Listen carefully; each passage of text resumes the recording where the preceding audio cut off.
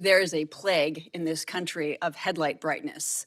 It is shockingly bright. If you look back, to halogen light bulbs, you're reaching somewhere around 700 to 1200 lumens. New LED technology, these sons of get to like 12,000 lumens. It is not Okay, strong words there from Washington Congresswoman Marie Gluesenkamp Perez as she takes the battle against bright headlights to the halls of the U.S. Capitol. Now, maybe you've noticed it when you're on the road, too. Headlights have gotten significantly brighter over the past few decades as lighting technology changes. Gluesenkamp Perez brought it up last month in the House Appropriations Committee as an amendment to the Transportation, Housing, and Urban Development Bill. She wants the U.S. Secretary of Transportation to study the impact of headlight brightness and set a maximum brightness standard. It is not a binary choice between walking around in the dark and the fire of 1,000 suns. And the standards on this have not been reformed since before I was born.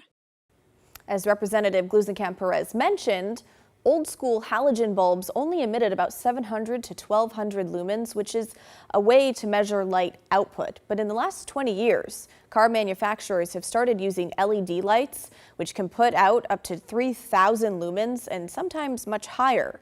LED bulbs also have a white or a blue color temperature, which appears brighter than the yellow tone used in halogen bulbs.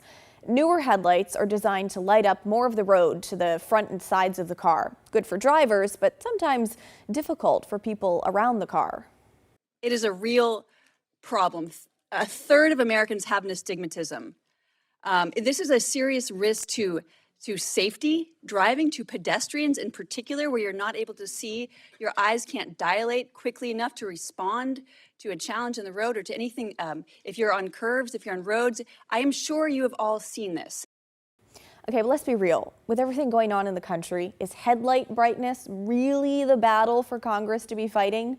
Gluesenkamp Perez says it is. She says it's a chance to take bipartisan action and to show America that Congress still cares about everyday issues. This is an opportunity to demonstrate that politics is relevant and useful to the lived experience of ordinary Americans. That this is not just something for a PhD in navel gazing, but it's a lived experience. We are out there driving the same cars, the same experiences. We're seeing the same things. This is something that, until we are demonstrating that this body is living the same reality, that we are hearing and responding. Well, that idea resonated with other members of Congress, including Republican Congressman Steve Womack from Arkansas. We've all seen it, and it can cause some safety problems. And frankly, I don't think it's unreasonable for us to ask the Department of Transportation to shed a little light on this subject for us. Congressional humor, ladies and gentlemen. The voice vote on the amendment to the bill was unanimous in favor, not something that happens in Congress every day. But the bill itself still has several more steps and opportunities to be changed before it heads to the president. In the meantime, we wanted to hear from some experts, so we got in touch with a Portland eye doctor. She says it's one of the top complaints that she hears from her patients. When we look at bright lights, especially in the dark adapted environment, so we've adapted to darkness naturally when we're driving. And then if you look at the really bright headlight, it can cause bleaching of photoreceptors. And that basically causes this temporary blindness effect.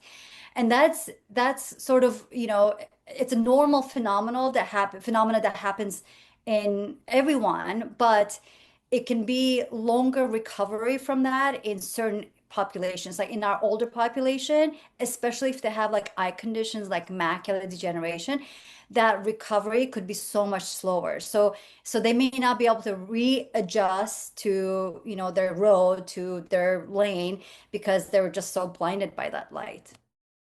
She says the effect of bright headlights should be kept in mind when it comes to developing regulations around them, and says that if you're noticing a lot of discomfort with headlights, talk to your eye doctor. They can see if there's something going on with your eyes that you weren't aware of and recommend treatment or products that may help. So what do you think? Are headlights too bright? Are there bigger problems for Congress to worry about?